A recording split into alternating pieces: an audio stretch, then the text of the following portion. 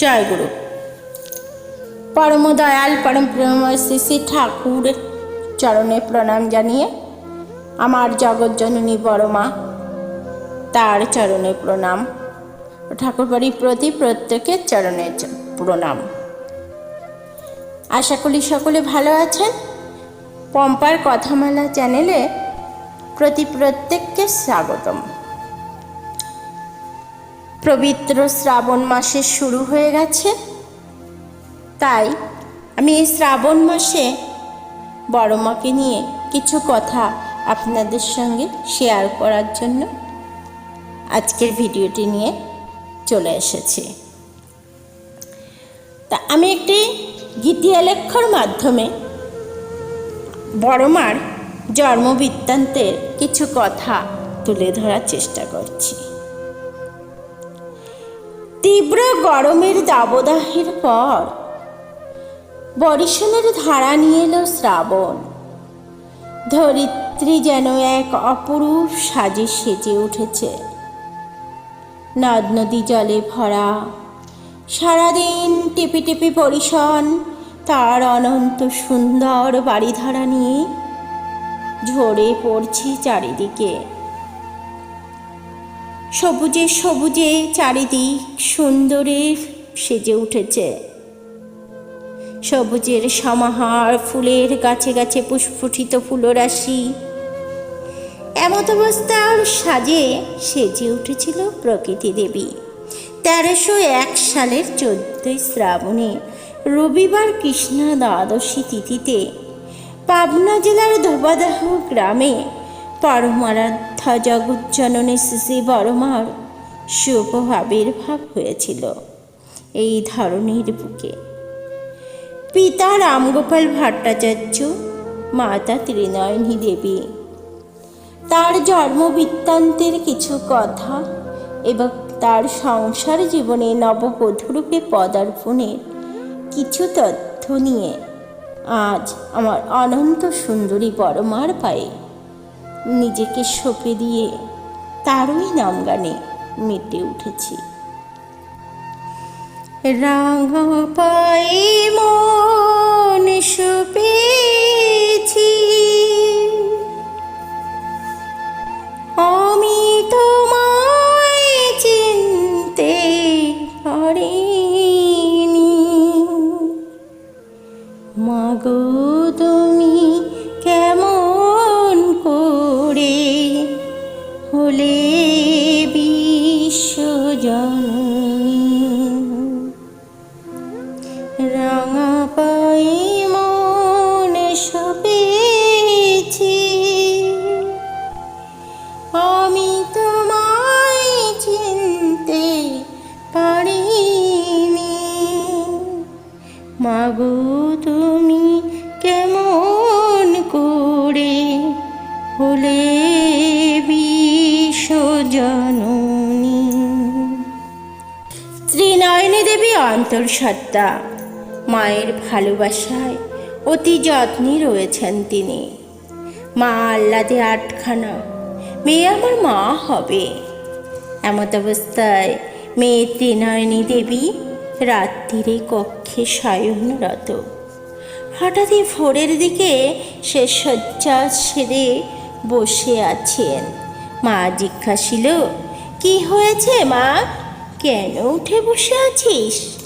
মেয়ে বললেন, মা এক অদ্ভুত স্বপ্ন দেখলাম। বাড়িতে লক্ষ্মী পুজো হচ্ছে, সাজানো গোছানো সব ঝকঝকে তকতকে আলপনাতে আঁকা রয়েছে পায়ের চিহ্ন। লাল মলমলে ঢাকা রয়েছে একটি লক্ষ্মীর ঝাঁপি। সেই ঝাঁপি থেকে বেরিয়ে আসছে একটি অনন্ত সুন্দরী মেয়ে। দুধে আলতা গায়ের রং, অনন্ত সুন্দরী লাল পেলে শাড়ি পরে আমার দিকে এগিয়ে আসছে মেয়েটি। পরনে লাল পেরে শাড়ি, আলতা রঞ্জিত পায়ে আমার দিকে এগিয়ে আসতে আসতে কোথায় মিলিয়ে গেল। অমনি আমার তন্দ্রা ভেঙে গেল। কে মা, কে অপরূপা মেয়েটি? মা, তবে এই কি সেই মেয়ে? এই কি সেই? এই কি আমার স্বপ্নারাধ্য দেবী? এই কি আগত আগন্তুক, মায়ের রূপের তুলনা নাই, যে মা মাগো তোমার চরণ তলে সদা দিয়ে ওঠা। সত্যি অভাবনীয় রূপের তুলনা নাই, এমন ভাবিতেছেন ত্রিনয়নী দেবী। হঠাৎই শরীরটা ক্রমশ খারাপ হতে লাগলো। তখনই যে চারিদিকে মঙ্গল শঙ্খ ধ্বনিত হতে লাগলো, আনন্দের বাড়িধারা চারিদিকে বিচ্ছুরিত হয়ে গেল। ত্রিনয়নী দেবী কন্যা সন্তান প্রসব করেছেন। আনন্দে উদ্ভাসিত হয়ে দিদিমা নাতনিকে কোলে তুলে নিয়ে সোহাগ করছেন, আর রূপ থেকে মোহিত হয়ে নয়ন ভরে সুখ সুধা পান করে চলেছেন।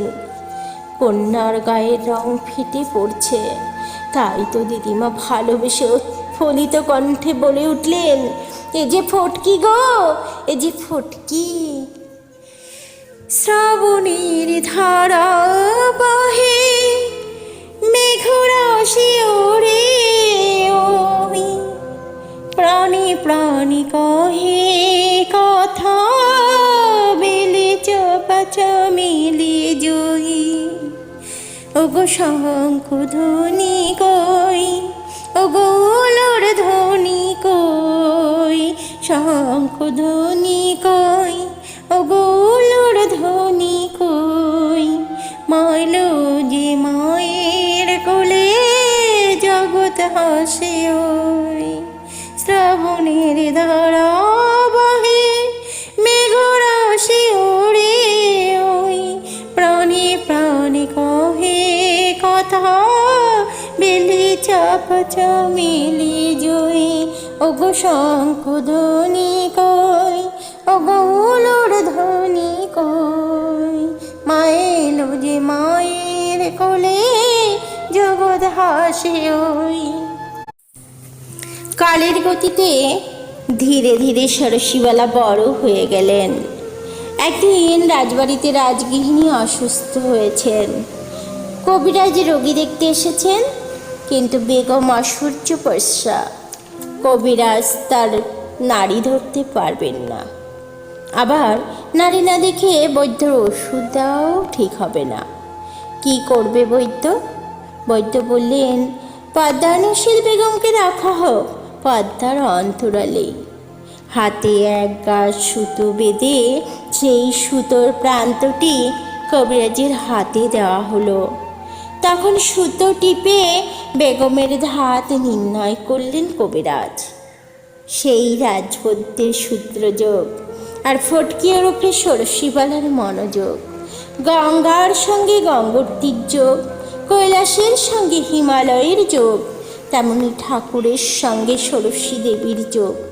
মনের সঙ্গে মন আর হৃদয়ের সঙ্গে হৃদয়, একজন অনন্ত আকাশ আর একজন বিপুলা ধরিত্রী, প্রকৃতি আর পুরুষ, পরমা জননী আর পরম পিতা। 1313 সালের 27শে শ্রাবণ সোমবার শ্রী শ্রী ঠাকুরের সঙ্গে শুভ বিবাহ বন্ধনে আবদ্ধ হলেন ষোড়শীবালা দেবী, জগৎ জননী বড়মা। তারপরে তার শ্বশুর গৃহে পদার্পণ। ঠাকুমা নাতনিকে শ্বশুরবাড়ি যাবার আগে শিখিয়ে দিয়েছিলেন, ফটকি, শ্বশুরবাড়ি গিয়ে কোনো কাজে না বলবি না, পারি নে জানি নে বলবি না, যে কাজই হোক না কেন বলবি হ্যাঁ পারি। শুরু হলো ধৈর্যের সহ্যের লড়াই, ধৈর্য সহ্য সয়ে আমার বড়মার জীবন সংগ্রামের লড়াই। মরতে এলেন নারায়ণী, সাথে দয়াল হরি, পাবনা জেলা হিমায়তপুরে বাজলো শ্যামের বাঁশুরি গো, শ্যামের বাঁশুরি।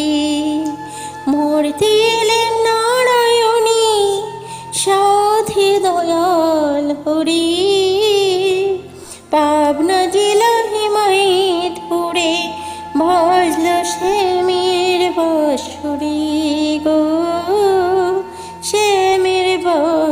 বাঁশুরি। শ্যামরায়ের মিলন হলো শিবচন্দ্রের ঘরে, আয় গো তোরা দেখে জানা সংসার কেমন গড়ে, মা সংসার কেমন গড়ে। হরি নাই বলে তার জগতে কিছু নাই, হরি নাই বলে তার জগতে কিছু নাই।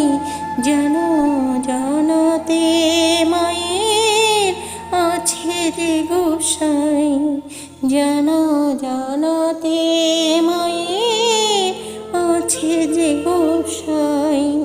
মরতে এলেন নারায়ণী সাথে দয়াল হরি, পাবনা জেলা হিমায়তপুরে বাজলো শ্যামের বাঁশুরি গো, শ্যামের বাঁশুরি।